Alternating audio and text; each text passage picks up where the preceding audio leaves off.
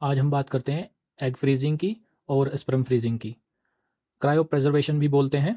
Egg and sperm freezing को लेके लोगों के मन में बहुत सवाल हैं, जैसे कि एग और स्पर्म फ्रीजिंग क्या है, एग स्पर्म फ्रीजिंग की ज़रूरत क्यों पड़ती है, क्यों इसको हायर सोसाइटी में आजकल पसंद किया जा रहा है, एग फ्रीजिंग का प्रोसीजर क्या है, स्पर्म फ्रीजिंग का प्रोसीजर क्या है, एज से रिलेटेड जितने भी डाउट्स हैं वो सभी क्लियर करता हूँ। एग और स्पर्म को कितने दिन तक फ्रीज किया जा सकता है, स्टैंडर्ड प्रोटोकॉल क्या है, ये सभी सवालों के जवाब मैं आगे आपको इस वीडियो में दूंगा।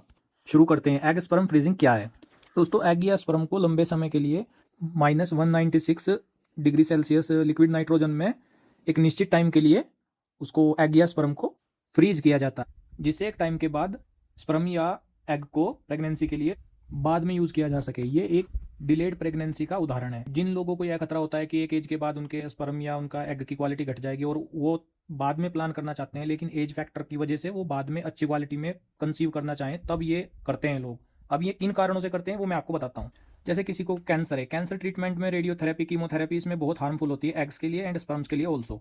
कुछ लोग लाइफ स्टाइल की वजह से कि भाई जॉब कर रहे हैं, जॉब में बाद में अभी कैरियर चॉइस है तो बाद में प्लान करेंगे, आफ्टर 35 या 35 टू 40 की एज में करेंगे, वो लोग भी 20 टू 30 की एज में अपना स्पर्म या एग फ्रीज करा लेते हैं। कुछ लोग जैसे एक्ट्रेस होती हैं, वो डिलेड प्रेगनेंसी चाहती हैं क्योंकि उनका करियर है, तो ये लोग आजकल हायर सोसाइटी में अभी फ्रीज कराने लगे हैं।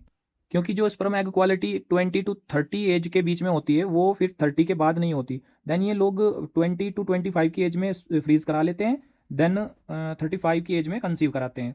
तो ये 10 साल का स्टैंडर्ड प्रोटोकॉल है और इसको अभी लोग फॉलो करने लगे। जैसा कि मैंने अभी आपको बताया, 20 टू 30 की एज में के बीच में फ्रीज कराने के लिए एग या स्पर्म को फ्रीज कराने के लिए बेस्ट एज है। और साथ ही साथ दोस्तों, बिलो 40 एज, 40 की एज से पहले बेस्ट रहता है। 40 की एज के बाद सक्सेस रेट बहुत घट जाता है। यानी कि जो भी फ्रीज एग है या स्पर्म है उसको 40 की एज से पहले ही कंसीव कराएं, उसके बाद उसका सक्सेस रेट बहुत कम जाएगा और कुछ भी इश्यूज आ सकते हैं। और कुछ लोगों के मन में सवाल होता है कि कितने दिन के लिए फ्रीज करा सकते हैं। स्टैंडर्ड प्रोटोकॉल के आधार पर स्पर्म को 5 से 10 साल करा सकते हैं। एग्स की जो टाइमिंग है वो ज़्यादा है, ये 10 से 50 साल तक भी फ्रीज करा सकते हैं, बट इसका कोई फायदा नहीं होगा फिर, क्योंकि मदर की एज 40 से पहले इसको कंसीव कराने, तो ज़्यादा लंबे समय तक एग को फ्रीज कराने से कोई फायदा नहीं है। तो 10 ईयर्स में स्टैंडर्ड प्रोटोकॉल दोनों के लिए बेस्ट है। बात करते हैं प्रोसीजर की। इसके लिए आपको centre of reproductive and genetics health के डॉक्टर के पास जाना पड़ेगा। आपको पूरा प्रोसीजर समझाया जाएगा, आपकी ब्लड इन्वेस्टिगेशंस होंगी, कोई आपको हेल्थ इश्यूज़ तो नहीं है पहले से। फीमेल की बात करते हैं, ओवरीज का स्कैन होगा, ओवरीज में कोई इश्यूज़ तो नहीं है। क्वालिटी एग कलेक्शन के लिए फीमेल में जब नेचुरली एग प्रोडक्शन होता है उस टाइम पे ही स्टिमुलेटिंग हार्मोन दिए जाएंगे, इंजेक्ट किए जाएंगे, जैसे luteinizing hormone, FSH, follicle stimulating hormone के इंजेक्शन दिए जाएंगे ताकि और बड़े साइज के एग्स को कलेक्ट किया जा सके। इसमें फीमेल टाइमिंग का बहुत इंपॉर्टेंस है। देन कलेक्शन ऑफ एग्स या ओसाइट्स भी बोल सकते हैं from the ovaries with the help of oocyte retrieval needle के थ्रू ये निकाला जाएगा। ये एक फाइन नीडल होती है, स्टेनलेस स्टील से बनी होती है। Then collect the oocytes from the ovaries, then send to the lab for freezing. दोस्तों, देखा गया है कुछ फीमेल्स में कॉम्प्लिकेशंस भी आती हैं इसके बाद, जैसे कि पेल्विक पेन तो मैक्सिमम लेडीज़ को होगा, ब्लीडिंग भी होगा 50% को, इन सम केसेस ब्लैडर में भी पंक्चर हो जाता है दोस्तों, और सबसे खराब कंडीशन में इन्फेक्शन होगा। देन थोड़ा एंटीबायोटिक्स पे डालना पड़ता है पेशेंट को। मेल्स में दोस्तों ये थोड़ा सिंपल है, सिंपली स्पर्म सैंपल कलेक्ट करते हैं। सेमिनोग्राम होता है दोस्तों, एक सेमिनोग्राम प्रोसीजर होता है, उसमें बेस्ट क्वालिटी के स्पर्म को कलेक्ट करके फ्रीज करने के लिए भेजा जाता है लैब में। देन दोस्तों, इंपॉर्टेंट टॉपिक पे बात करते हैं, methods to use successful pregnancy. Freezing method के बाद IVF, IUI, ICSI भी यूज कर सकते हैं टू कंसीव प्रेगनेंसी।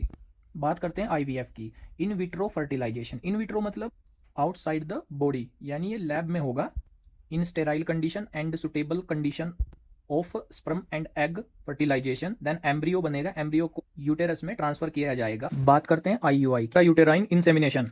इसमें ओनली स्पर्म इंजेक्ट किए जाते हैं इनटू द यूटेरस एंड ये मेथड एम्ब्रियो में भी यूज होता है। मतलब ये नॉन एम्ब्रियोजेनिक एंड एम्ब्रियोजेनिक दोनों टाइप्स में पाया जाता है। कॉमनली यह मेल इनफर्टिलिटी में यूज होता है दोस्तों, लेकिन इस मेथड को आल्सो यूज किया जा सकता है फ्रीजिंग के बाद भी। फीमेल और मेल का दोनों का एग एंड स्पर्म मिला के भी किया जा सकता है, मतलब एम्ब्रियोजेनिक भी है और नॉन एम्ब्रियोजेनिक भी है।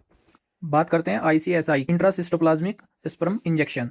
ये पार्ट ऑफ IVF ही है, इन विट्रो ही है, ये भी मेल इनफर्टिलिटी में यूज होता है। ये दोनों कंडीशन में यूज होता है, मेल इनफर्टिलिटी में भी एंड फ्रीजिंग में भी। नॉन फ्रीजिंग टेक्नोलॉजी के आधार पर भी इसको किया जा सकता है। नॉन फ्रीजिंग बेस्ड इनफर्टिलिटी के लिए फर्टिलाइजेशन में यूज होने वाली टेक्निक है, ये IVF का ही पार्ट है और इसको सभी में यूज किया जा सकता है। Egg freezing and sperm freezing में दोस्तों सबसे इंपॉर्टेंट एज एंड टाइमिंग है, यानी कि एज फैक्टर इसमें बहुत इंपॉर्टेंट है, एंड टाइमिंग कि कितने दिन तक आप एग को फ्रीज करते हैं और स्पर्म को फ्रीज करते हैं, ये बहुत इंपॉर्टेंट है। और किस एज में आप इसको कंसीव करते हैं ये भी इंपॉर्टेंस रखता है। भारत में यह अनेकों शहरों में उपलब्ध है और इंडिया में पूरी तरह से ये चालू है आज की डेट में। धन्यवाद दोस्तों।